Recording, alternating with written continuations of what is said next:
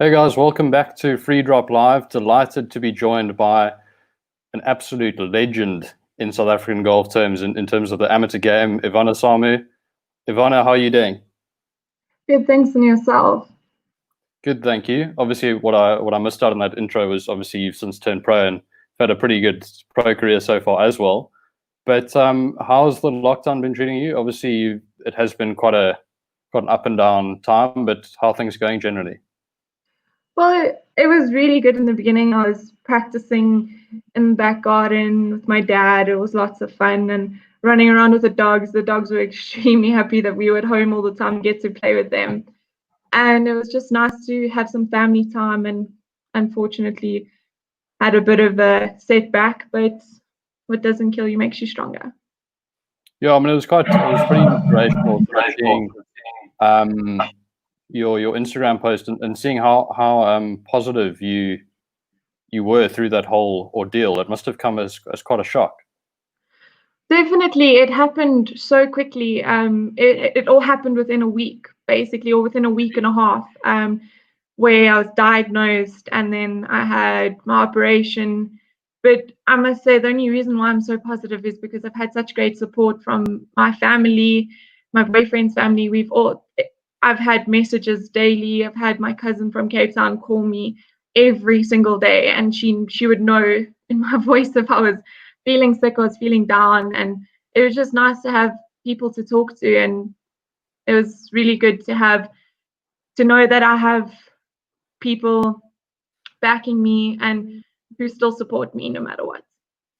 So for people that aren't 100% au fait with what happened, do you want to just run us through your diagnosis and when you started sensing that something may be wrong? Yeah, sure. So it actually, during the SA Open in Cape Town, Investec SA Open, I started feeling a lump on the right hand side of my neck here, and I just thought it was a ganglion or a swollen lymph node or something like that. And my boyfriend had picked me up from the airport, and I said to him, so he's in chiropractic, so he knows a bit about the human body. So I said to him, I was like, what do you think this is? And he was like, no, I think it's just a swollen lymph node. And then spoke to my family at home, and I said, well, I just want to go to the doctor just to make sure that it's nothing serious or anything like that. So then went to my local doctor, and she then said, well, I don't want to make any assumptions, but I think I want to send you for a sono. So then 2 days later, on the Saturday, no, on the Monday, I did my sono. The results, obviously got my results immediately on the same day. Then sent it, she then saw my results and said to me I should go to my main doctor, who basically is our family doctor, who's helped me through my back injuries and everything like that. Dr. Gary Fetter and Prof. Tess van der Merwe here at Waterfall Hospital. And I sent through my stuff there, and they said no. On the Tuesday after I went in, and he said, no, I have to do a biopsy. So they stuck needles into my throat to then pull tissue from the lesion, what they call a lesion, which would basically be the tumor or whatever, the cancerous lymph nodes as well. So on the Wednesday, he got the results back, had to go back in on the Thursday. On the Thursday, he told me I had thyroid cancer and then explained everything. And he said, due to the pandemic, global pandemic and everything like that, that he would either have to do the operation the next day on the Friday, or I'd have to wait at least 3 months. And he said that the cancer had already progressed into my lymph nodes, which means the reason why I couldn't see it was because it was growing in, so it was growing towards the back of my throat, down to the lungs type of thing, more than growing out into the skin area. So I then said no right there and then. I said I need to do the operation. I don't want to risk it spreading or going down to the lungs, because that's what thyroid cancer normally does, goes down to the lungs or attacks the voice box. As you can hear, I'm a bit croaky since the operation. So No, I yeah. hadn't even noticed. Hadn't even noticed. It's all good. Super cool. Yeah. So, and then I had to go in the next day for my operation. and then I was in hospital for the weekend, so about 4 or 5 days. And I went back, and I just wasn't feeling well. Wasn't recovering well, and I somehow developed a post-op infection, and my breathing became difficult, and I struggled to swallow. I struggled to eat, and I just wasn't feeling well. And we just thought, no, it was another thing that happened. And then I called my distant family member who also had the same operation, and I asked her, like, is this normal? Are you supposed to feel like this? And she said, no, you shouldn't be feeling like that. And I immediately that night went into the emergency center, and I was actually, because of being COVID, and me having an issue with breathing and throat, they thought that I had corona. But then I explained to them that no, this is because of me being a cancer patient.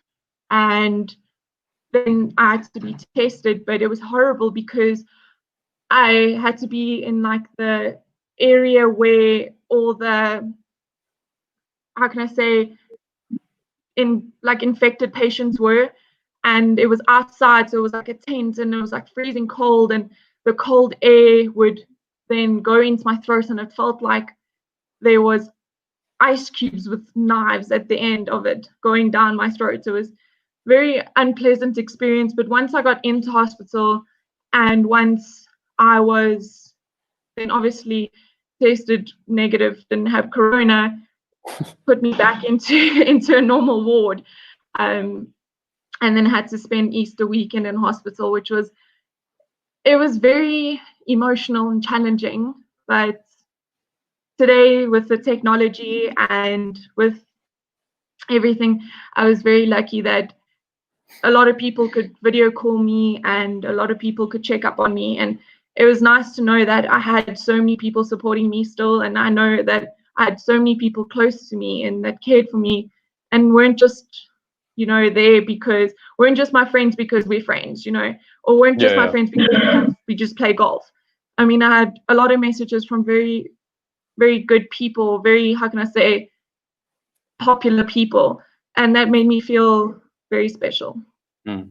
Yeah, because I think you do. It's one of those scenarios where you definitely realize who your mates are and who's sort of just there because you won 20 events in 3 years or whatever it is. But I mean, chat to me about, like, it must have been so weird. Obviously, it being COVID. I mean, I think, obviously they're quite strict in the hospitals in terms of visitation.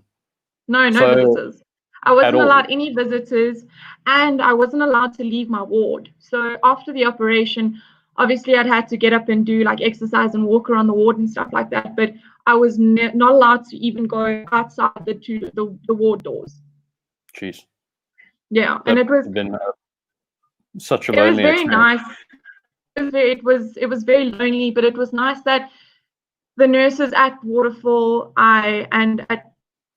in my ward especially, because I'd been there before with my back injuries and stuff like that. I'd been there. That I grew a special bond with the nurses, and after 2 years or a year or so, they then recognized me and remembered me, and that made me feel very welcome. And it was nice that they'd spend an extra few minutes just talking to me, asking me how I was, and we'd engage in conversation, obviously social distancing and everything like that, being very safe. But the nurses were very accommodating, and my doctors were also very nice. Prof Tess grew very fond of me, and we had a kind of friendship, and she would come in extra to check how I was. Yeah, I suppose it sort of makes it a bit easier to deal with, when you do have that sort of connection with them, as opposed to being like a proper sort of patient-nurse relationship. But I mean, we'll get to your back injury in a bit, but I'm curious, did they catch the cancer pretty early?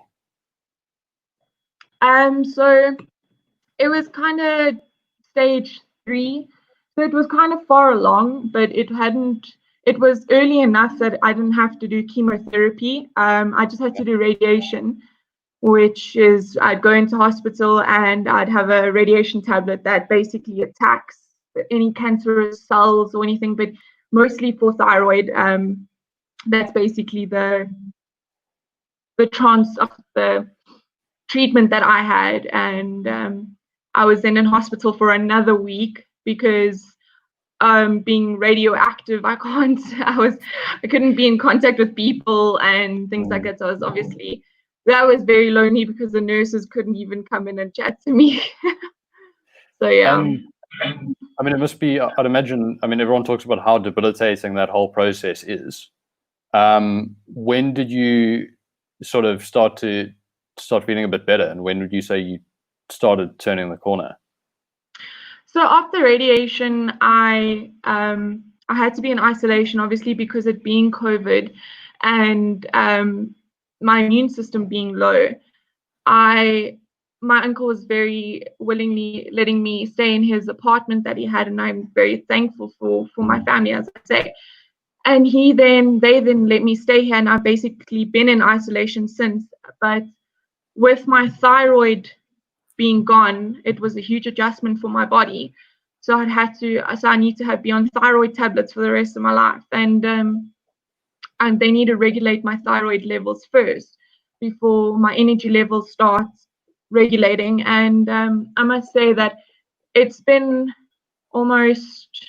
about a month and a bit since my operation, and I'm already starting to feel better. Some days I have really good days, and then some days I have really bad days where I just need to stay in bed and rest. So it all depends on, I kind of need to regulate what I do and during the day, and not just jump back straight into it. I have a very, very bad history of just jumping into it and not letting my body recover. Mm. But I suppose it also, it helps to lend perspective, and it also, I'm sure, gives you quite a bit of time to like reflect on things. And it certainly does sound like you've got amazing people around you. So would you mind just sort of touching on that a bit, and your upbringing and where you went to school and when you got into golf and things like that? Yeah, I definitely had to do a lot of soul searching. I realized a lot of things about myself that I didn't even know, and it was very nice to have the people around me. So I started playing golf when I was about 10. My dad and my brother used to play, and when I was growing up, my brother was my idol. Because he being my older brother and me 16 months apart, I always wanted to do what he did, and I get very emotional when I talk about it, because he was very close to me, and we are still close, but we kind of grew apart over the years, him going into his law degree and me going into golf. But I always knew that when I came back home from events that I'd have my family there, and we'd always talk about the good things. And it was very humbling. My family made me very humble when it came to a lot of things. And the struggle of getting to where I was and achieving the things that I did. I mean, I had many tears leading up to playing my first international event. I mean, I cried in my mom's arms many times, saying, what more do I have to do? What more do I have to do? And they just said to me, keep doing what you're doing, and just stay patient. And my late coach, Big Al, was a very, how can I say, he was very much close to my heart, as he basically taught me what golf is and he built my swing. He's I don't know if you know Wayne Westner and Aldred Westner, but yeah. So I mean, they say that I'm the last living legacy of the Westner swing, and that's why I never wanted to change my swing, because that grew very close to my heart, as he then passed away, and both him and both Big Al and Wayne passed away. So I mean, and I'm the only Westner swing still playing. So I never really wanted to change my swing. And yeah, I mean, I went to Panorama Primary, then went to Curo Aurora, played Curo high school golf, which was so much fun. made so many friends at Kuro. It was a great school. They supported me a lot when it came to golf, but it came to a stage where I couldn't keep my academics up and I couldn't manage my time that easily. So I then moved to homeschool where I went with other golfers, and that was lots of fun. It was always nice to know that I had people to relate to and people who I can talk about and they'd understand. And yeah. Yeah, because I suppose it would be quite weird if you know, having all the success you had, sort of being able to go back to school and then you don't really have those people who can really relate on any level. Must have been quite weird. Yeah, I mean, I did build a lot of relationships when I was at school, and it was nice because it was kind of a change of scenery as well. It brought me back down to earth to say that I'm normal. I know I'm not this amazing person, and I didn't want to ever be, called better than anybody else, because at the end of the day, we're all human and we all, sleep at night. So that's a new one that I haven't heard in a while. But yeah, I mean, I was looking at your record between 2014 and 2016. I mean, you won. It's more like which events didn't you win rather than which events did you win. But by my count, I think it's 20 over like between, I think it's 2.5 and 3 years. I mean, chat to me about like that process and how you stay sharp and just keep winning and just keep the momentum going. Well, obviously, my first event that I won was in Western Province, and it was nice. It was a very emotional one, as well as there was my first event. I was a junior, winning my first event, and it was very nice that my dad was caddying for me that event. And we have a laugh because my dad's this massive Serbian, 6-foot Serbian, well-built guy, and he was actually pushing my trolley, and then the wheel broke, and then he had to carry the bag. And you'd think that this big man could actually carry the bag for 36 holes, but I can tell you that when he was finished, he was buggered. Yeah, it's definitely you're not really used to. I mean, especially when you're playing 36 or whatever, it can be super draining. Yeah, I mean, I remember that tournament like it was yesterday. I remember the feeling that I had when I had finished, because I had finished and I then had realized, oh, I was leading the event. And I remember Ji-Sung was coming in and she had about a 2-meter putt to force a playoff and then had missed it. And I couldn't believe it. Like, I couldn't believe that I'd just won an event. And I do remember saying my speech that evening. I had shed a few tears because I couldn't believe that after that this had happened to me. Like, I was like, how? And then I suppose that feeling of you had accomplished something, that's what I strived on. I wanted to. It wasn't winning events for me. It was more like, how can I better myself? Sure. I didn't really focus on winning as much as I wanted good scores for myself that I could write down and say, wow, I made 6 birdies. I mean, that's what I tried to do. I try to average 6 birdies around, because that would then leave space to make mistakes. So, and it would always for me, even if I made a double bogey, it was like, how can I come back from that? Not, oh, I just made a double, like, oh, no, it's messed up my whole round. It's okay, now, come on, like, you can make 2 more birdies. You can do this type of thing. Or I'd still, okay, I've made 4 birdies. I've made a double. That's fine. I still got 2 more birdies to make. Yeah, so like very sort of glass half full rather than half empty type thing. Yeah, but for sure. How much of a surprise was it to win at Somerset West? Because obviously the conditions in the Cape are so different to Gauteng and the conditions you've grown up playing.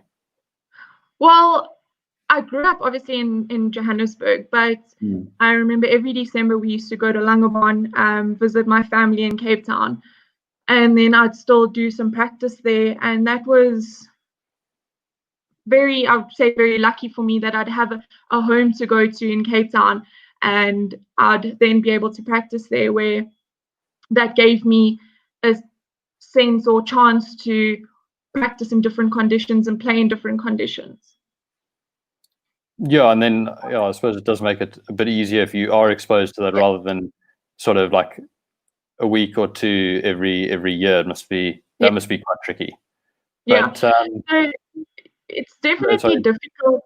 It's difficult to try and get used to it. But I mean, once you know your game and you know that obviously the ball doesn't travel as far in Cape Town as what it does in Johannesburg, it's just managing those small things, because your game doesn't change that much. It's not like you're going to the desert where you just have to kind of manage what the course is giving you. On the day, is the greens hard? Is the ball rolling? Are the greens fast or slow? So it's just ticking the boxes in preparation. Are you quite analytical in your approach to, like, when you see a hole, like how much do you factor in all the different elements that could potentially affect a shot? Not really. I just get the distance. I kind of have the distance. I mean, if the hole has bunkers in the fairway, I'd either play over the bunkers or before the bunkers. Obviously, doing those certain things, kind of like choosing where to place the ball. I mean, since I've been a pro, I've kind of, how can I say, matured in that sense, where when I was an amateur, I just pull out drive and smash it, because I mean, what is it? I'm trying to make birdies, not bogeys. So, Yeah.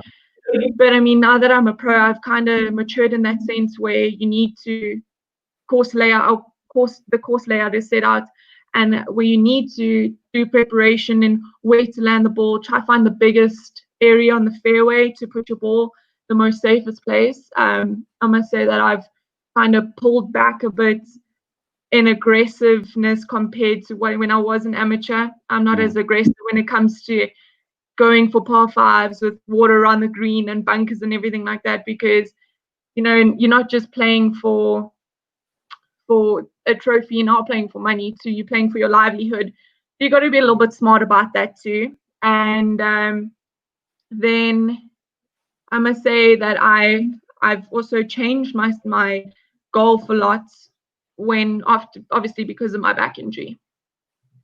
Yeah, so it's interesting what you say about playing for money and how your mindset changes. Because I chatted to Cara maybe 3 or 4 weeks ago, and she was saying that that first event, I think she started out at the Cape Town Open, and she said it was quite tricky having to think about a cut line and what you need to do to like earn that first check. Yeah, I mean, it's a completely different game. Although you're playing the same game, or we're all playing golf, but it's mentally completely different. I mean, when you're an amateur, you're playing for your pride, basically. You're playing to say, oh, I won that event, I won this event, I went this many under there. But when you're an amateur, you're playing for your livelihood. When you're a pro, you're playing for your livelihood. You're playing for not just the trophy. You're playing to put food on the table. Yeah. No, it's quite wild. Out of interest, do you remember how much you won in your first event? Let's test your memory a bit. No, but I do know my biggest paycheck. Yeah, that's always a good one. What was that? It was when I came second at Didata, with just obviously Didata being a pro-am event, that there's a separate, we play for another check with the amateurs, but coming runner up at Didata, I think I got 49,800 Rand or something like that. And then obviously with myself and my amateur doing, I think coming fourth or something like that, we got an extra bonus. No, that's epic. How did you spend it? I can't even remember. I think I saved it. I think we went. I invited my friends over for a braai and kind of sponsored that, because I mean, for me, it's not about how do I spend it. It's how do I live. It's like I always like to share. I always like to share with my family. I always want to help out. There's always something that I always feel like I need to help, and for me, sharing something like that, sharing with my friends and my family was great. No, that's epic. I think everyone I've interviewed pretty much, whenever I ask them that question, they all say that they've either spent it in a way that helps others, or they've sort of reinvested in their game in some way, like buying a TrackMan or whatever. But shifting back to your amateur career for a bit, so you've won both the SA Stroke Player and the SA Amateur. You won the SA Amateur in 2014 at Ramshoek, if I'm not mistaken, and then it was my home course. So, yeah, and then 2015 at Glendower, the Stroke Play. Yeah. Which of those? I mean, when you look back at your victories, how much, if you had to like rank them in terms of which ones you're most proud of, how much do you think about where you won, like the course? I do. I mean, when even now to my pro career to date, when I rock up at a golf course like Glendale, where I've had many good memories, it makes me feel a lot better. And when you feel good, you play good. It's just I've always believed that. And that for me, I do think a lot about how I won as an amateur, but then I also don't like to live in the past in a way, because I'm in a completely different scene right now. I mean, as an amateur, I was playing with kind of my age group, and I was competing against just South Africans. And every now and then an international person would come. But as a professional, I'm not just competing against my age group, I'm competing against girls who have been on tour for many years, that have gained so much more experience than what I have. So I can't really compare the two at all, because it's a completely different pond, you can say. Sure. It's two different scenes. But for me, I must say that winning at home, at my home course, and was such a great event. That was a very special event for me, because I knew that was on the list to win, because I knew that the winner of the S Amateur match play would be in the next year's Astor Trophy in Australia. And I knew that, cool. And that was how I got my first international event, basically, by winning that. And it was very nice to have a lot of my family and friends watching me, and I could make them proud. Made me feel good. Yeah, that's epic. It's amazing how, like, so many doors open because of a particular win. It's very, very cool. But yeah, for sure. Tell me about the girls that you grew up playing with and against, and who sort of pushed you to become the quality player that you ultimately became. Well, I must say there was a lot of girls, basically, who I competed against, but at the end of the day, it was more a fight against myself and Kaylee. We pushed each other.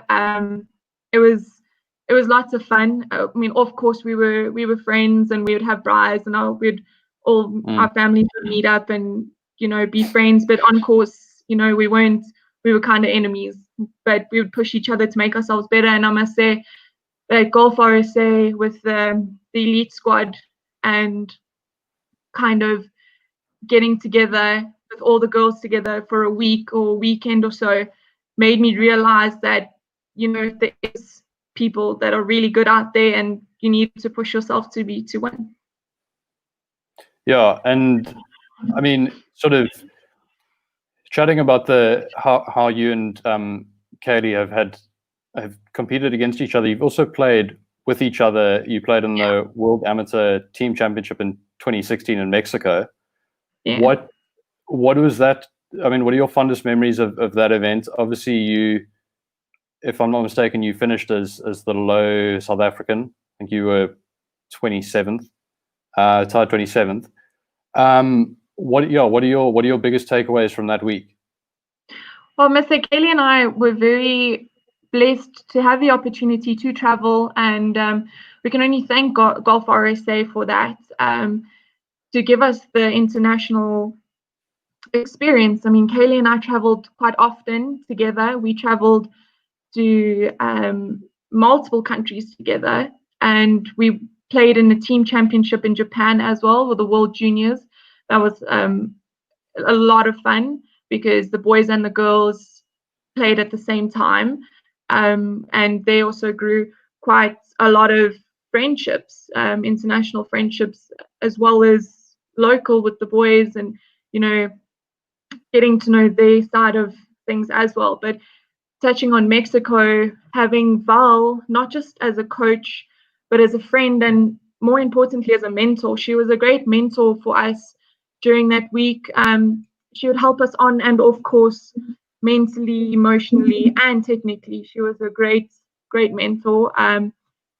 Having Cara, who had the experience playing in the World Championships before, was also very nice to just pick her brain a bit on how to go by things. And both Kaylee and I sharing that first time experience together, it was nice to know that I wasn't the only rookie, basically. And my favorites, my fondest memories from that week would be when we would get off course and we'd all sit together and talk about our game, talk about what happened, and talk about the good things, and just get things off your chest, because it's nice to just know that you're not in it alone, and how we'd just help each other. And we'd obviously go through the negatives, but to know that there was always better out there. Yeah, so I think everyone that has been following you over the last few years knows that you hit the ball a mile, and Cara also hits it a fair distance as well. But I'm curious, who hits it further?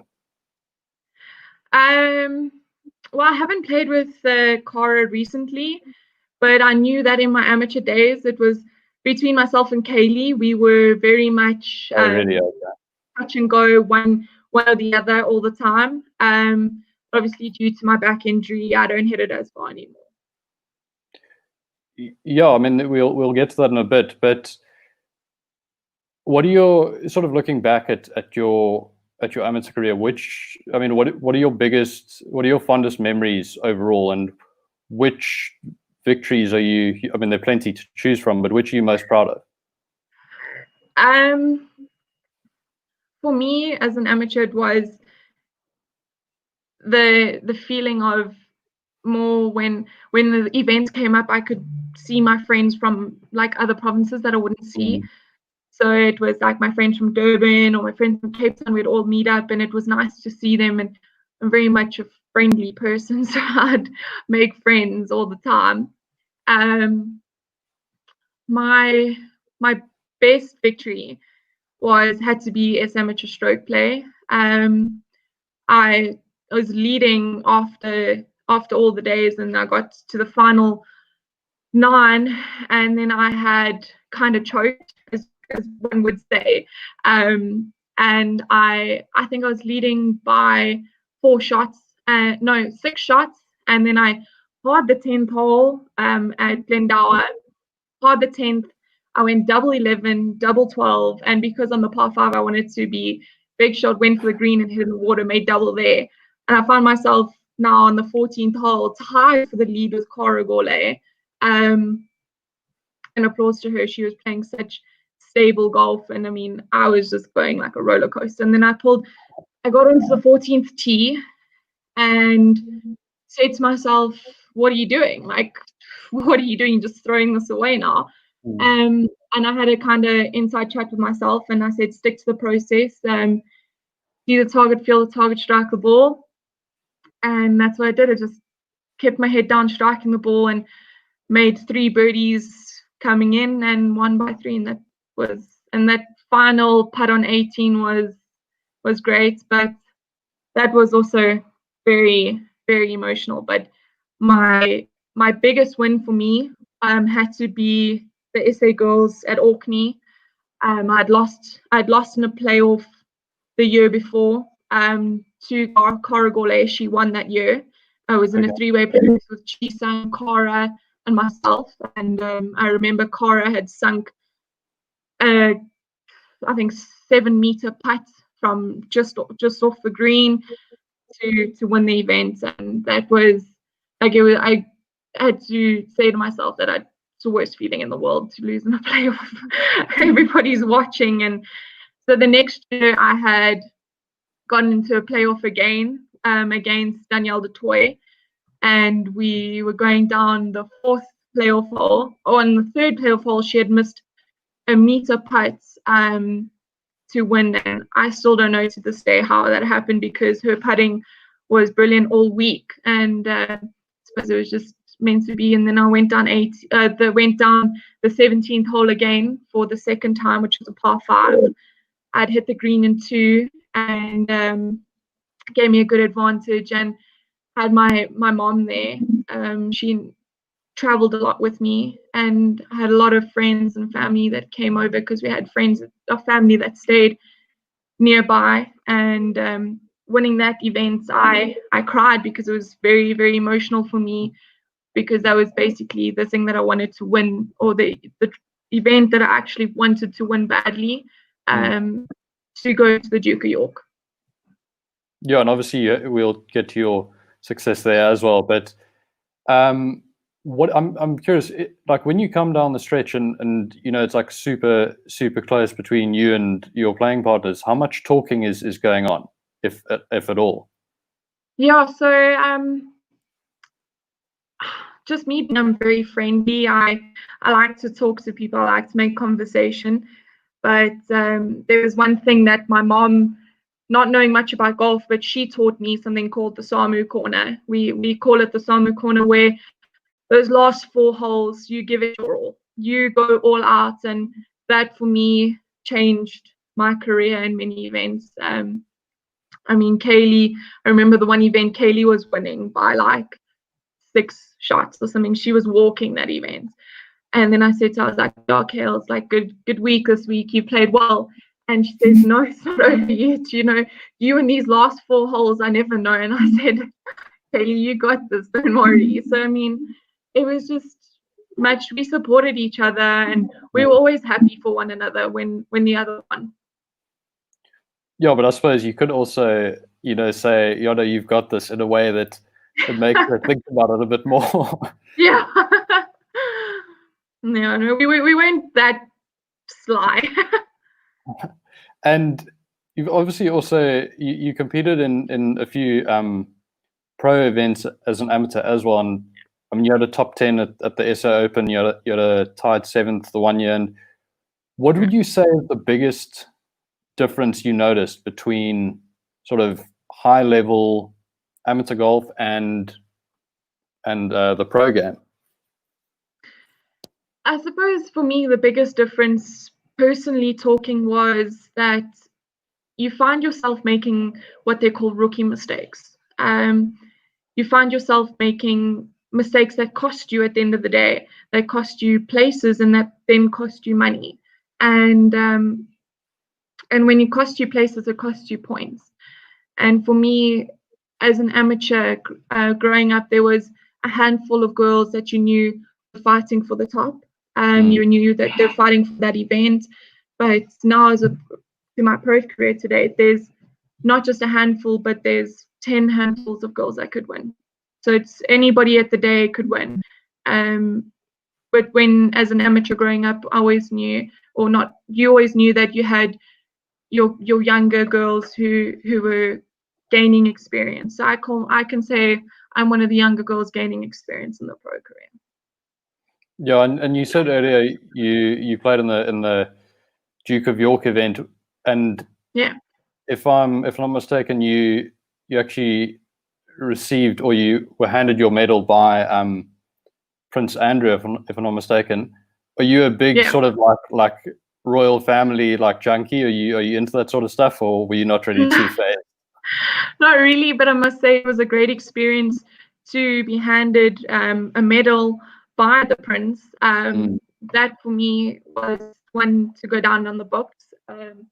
But I wasn't really, how can I say, a fan, or not one of those royal family junkies, but I'll definitely not forget the moment. And sort of in light of all the success you had in quite a short space of time, did you ever think about turning pro prior to finishing school, or was that never really in the No, yeah, plan? for sure. That was one of the reasons why I decided not to go to the USA, because I decided that I at the end of the day want to be a professional golfer. That was my goal. That's my lifetime goal, to become a professional golfer. And I decided that because I'm not academically inclined and I couldn't focus on both at once. So I knew that if I had gone to study or stayed in a normal school, obviously not being in homeschool, stayed in a normal school, that I would slack in one or the other. So I decided that I could always study later on in life if I don't make it. And what would you say? What is it like to be able to focus 100% on golf and not have to really worry about anything else? I must say it's actually a blessing. I was very blessed to have the opportunity to focus 100% on golf and making a career for myself. And I only have Solo Management to thank for that, as they've guided me through everything and they've helped me through a lot. And Callaway, especially through everything, staying by my side, made me feel very calm. I wasn't frantic, I wasn't stressed, and I can only thank the people who's backed me for that. You must have sponsors just lining up. I mean, you very say all the right things. Remember to thank pretty much everyone. That's I'm in Golf RSA, Callaway. Not that easy. You would think, but not that easy. It's not that easy to get sponsors as a woman. It's very tough because we've got quite a small, you can say a small field in South Africa. We don't have many events. So sponsors don't get as much exposure as the men. So they're very skeptical about sponsoring women. But did you find that, given all your success, you did have quite a bit of interest? For sure, I must say, when I was one of the youngest to have a full sponsor, I started with Strixon. Strixon sponsored me in my amateur days, and I was very thankful for them, because I don't think without them I wouldn't have been where I am now, because we were very intermediate family. We weren't, we were very middle class, and it was tough because my brother had played provincial golf as well. So for my parents to support two golfers was very difficult. That's when my brother decided he needs to focus, because he's the clever one in the family. He decided to focus on his studies and become a lawyer, where I decided to focus on golf. And I then saw the opportunity to move to Callaway Golf, and I've been with Callaway for about 3 years now. I've been the only girl to date that they have sponsored in South Africa, and I'm just very blessed that Callaway saw the opportunity, or I got the opportunity to be with Callaway. They have definitely been by my side and haven't dropped me, because I had lost my clothing sponsor due to not playing and due to the pandemic. There's a lot of things that I couldn't keep up, and Callaway just stuck with me, and I'm so thankful for that. No, it is amazing. And I listen to a lot of, I don't know if you've heard of No Laying Up. They're an American golf podcast, but they're actually sponsored by Callaway, and they rave about their equipment and their, we're going on about those Jaws wedges for I don't know how long. Oh yeah. No, I must say, because of my back injury, I lost a lot of distance. And when I got when Callaway had basically set me up with new shafts and new clubs and everything like that, I gained a lot of distance. And you can say that I'm just trying to promote it, but I can say for myself that it's helped me. Yeah, I know you're like one of those people who, if something works, you'll stick with it for a long period of time, or are you changing equipment? Okay, cool. So you're not changing it? No, I don't chop and change. I mean, even before I was with Strixon, I played with Cleveland clubs for many years. I had my irons for I would think about, before I got sponsored, for about 5 years or something like that. So I then had Cleveland clubs, and then obviously got sponsored by Strixon, then was Strixon for 4 years before I'd moved to Callaway. And I've been with Callaway for 3, and I don't plan on changing anytime soon. Yeah, it sounds like there's absolutely no reason to. But no, not at all. How do you occupy what does the rest of your year look like now that, I mean, the Sunshine Tour season always ends sort of by early March at the latest. Mm. And then what do you get up to the rest of the year competitively? Well, I'd like to say that I'd go international and I'd try get an international card, but obviously the past 2 years, due to a struggle and constantly fighting a back injury, I wasn't able to go overseas. But I definitely played locally on the IGT tour. It's like a development tour, was great for me to keep active, to keep competitive. And leading up to Sunshine Tour, it was a good stepping stone. When did that back injury start to manifest itself, and what do you think caused it? I suppose just trying to smash it like 270 off the tee every time. So from what I can understand, I was born with an undeveloped spine, and then that led to a spine fracture right at the end, L5S1. So it's right at the bottom of the spine, and through kind of wrong training and doing the wrong things in the swing, that's why I'm not really fond of swing changes. I then developed 2 bulging discs. So I had very weak spine and a bulging disc. Then when my discs bulged, I couldn't walk, I couldn't bend over. So I then went to Richard Ferrer, my physio, who had helped me for many years, because I'd struggled with my back, but we never knew it would get to a point where it'd be that bad. And then I took 6 weeks of bed rest, didn't move from the bed, and basically did minimal things. And that helped me, but then I got into it too quickly again, where I then had to take the next year, at 5 months, I had to take off. I went through procedures called facet blocks, where they try and numb the area, but that didn't work because it was a part-time fix. It wasn't a long-time fix. So when I went for my first facet blocks, I got septicemia, and I was in hospital basically on my deathbed for a week and a half, almost 2 weeks. I was in hospital where they were trying to fight the septicemia here at Waterfall. And that's where I then met Dr. Pillay, who I would go for checkups often. And it got to a point last year where I couldn't take the pain anymore. And we decided, after multiple discussions, we decided that at that time my best option would be to do a surgery where they would take bone fragments from my hip, then put it by my spine where it's fractured, and put 2 screws in.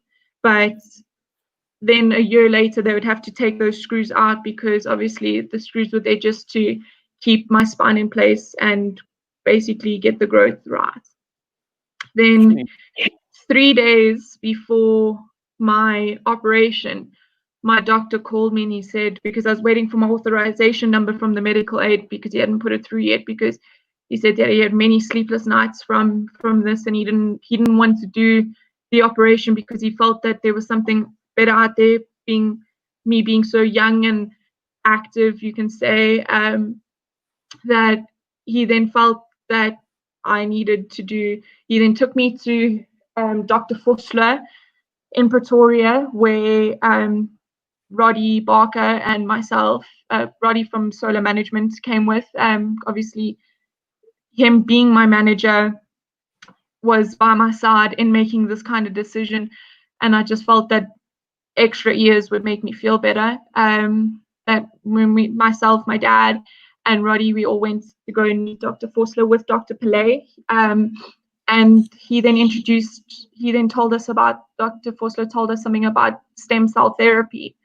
And we decided at that point to go through with stem cell therapy instead of the operation. And to this date, my back feels a lot better. I don't have pain. Obviously, I do feel stiff doing certain things and getting back into golf again. But I haven't had any pain, and it's been great. That's amazing. It sounds like an absolutely insane journey. Jeepers. Yeah, I mean, from one stage, my physio telling me I was about 40% disabled to playing golf again was it's been a blessing.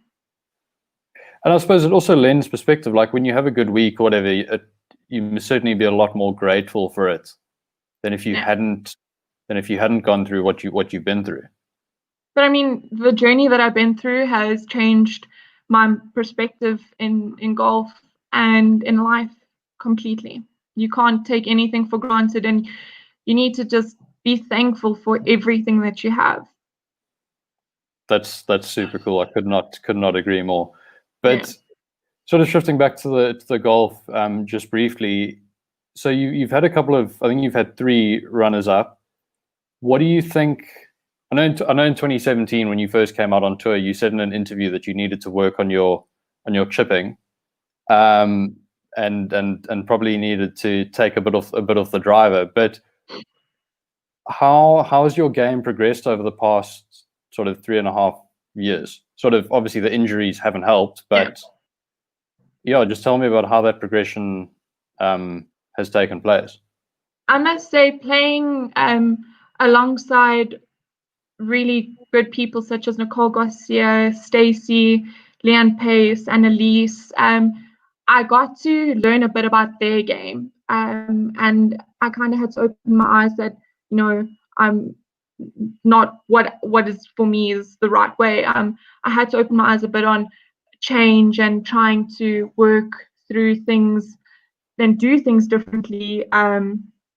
So learning from them helped me mature a lot, where, like I said earlier, trying to choose the right club off the tee, and it's not always just pulling driver, it's working actually where my dad always used to tell me, work from the hole back. So what distance do you want to that flag, knowing where the flag is, and a lot of things like that, because that's where I changed a lot from pro to amateur, where I'd be more aware of the thing of the course and setup of the course.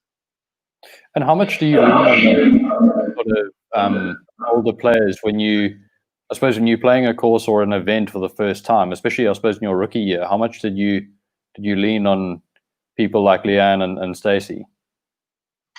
I must say that I was very stubborn in the beginning about what was right and what was wrong, and I knew that I was kind of, I can say, coming to reality, I was a little bit arrogant about the things, because I said, if I'd won so many tournaments, why must I change it now? But after being on tour for a few years, I had then learned that you need to change your ways, that things do change, and you go through life and you go through stepping stones, and that's matured me. And obviously growing up and obviously being young on tour, I matured a lot earlier, or can't say earlier, but I learned a lot being on tour, being young on tour.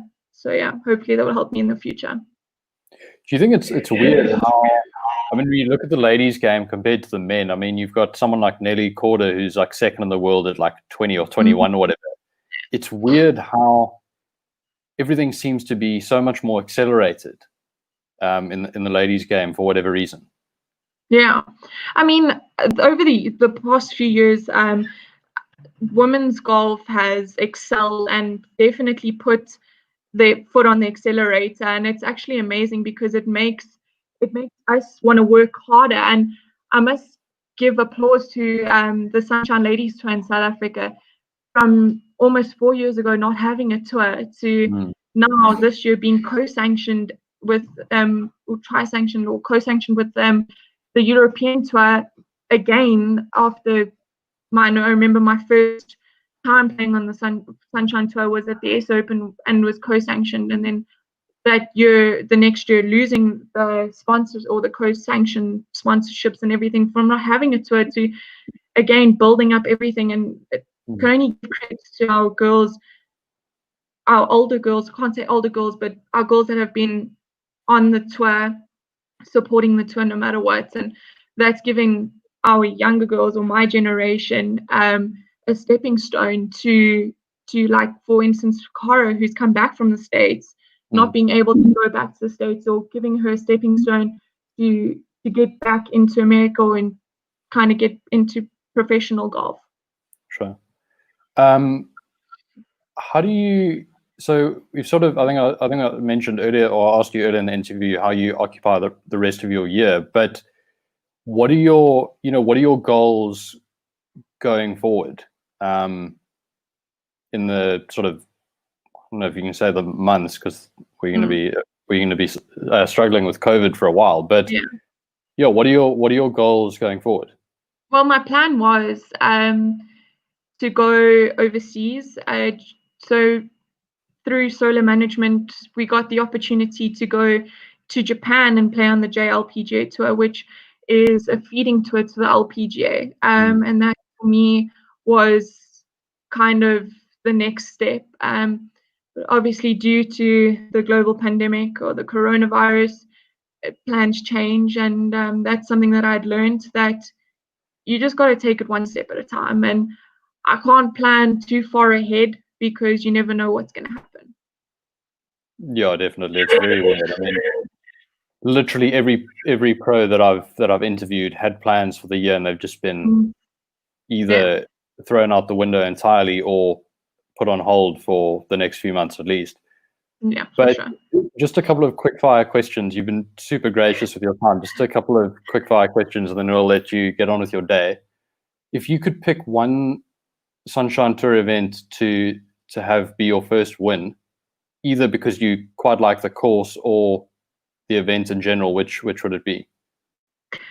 I would have to say the Jabra Classic, because it being at Glendower, I love that golf course. It's a great event. The sponsors are also really great. It's a new event. And then second to that would have to be the Cape Town Open at Royal Cape. I just play really well on that golf course. It suits my eye. And and obviously everybody wants to win. Every South African wants to win the Investec Women's Open, but that's always been a goal. But I love those two golf courses. Yeah, it's cool. You pretty much named like half the schedule there, but it's fine. We'll pass on that. But yeah, so to start the day, tea or coffee? Tea. Okay. And do you have like a go-to breakfast before a round? Before a round would be something like Future Life or Prenutro, something that would sustain energy, and obviously a protein shake during round. Okay, cool. And who are your best mates on tour?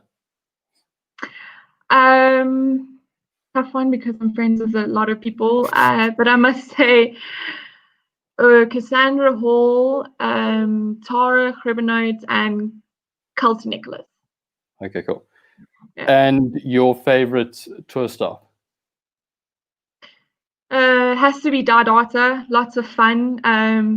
There's a lot of entertainment during that event, and it's a very social event. Love it. Epic. And you have to play one course every day for the rest of your life. Which is it going to be?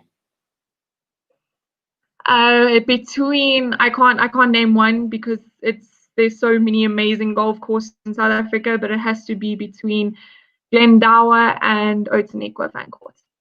Yeah, Outeniqua's epic. Yeah, I love that golf course. Sick. Yeah, so just from a social media standpoint, how can people follow your journey? Well, I'm active on Instagram. It's Ivanna_Samu65. And then I do have a Facebook page, just Ivanna Samu. And I'm on Twitter, also at Ivanna Samu. But yeah, I mean, obviously won't be too active at the moment because there isn't much to do. Yeah, But sure. during events and during season, that's where they can follow me. Sure, but thank you so much for your time. I thoroughly enjoyed it. It was very, really Thank you. cool chatting to you. Thank you. Thank you Awesome. for having me. Very honored to just express and chat to you. It was very nice. No, it's epic. Glad you enjoyed it. Huh? We'll hopefully do it again after your first win. Hopefully it's sooner than later. 100%. Epic.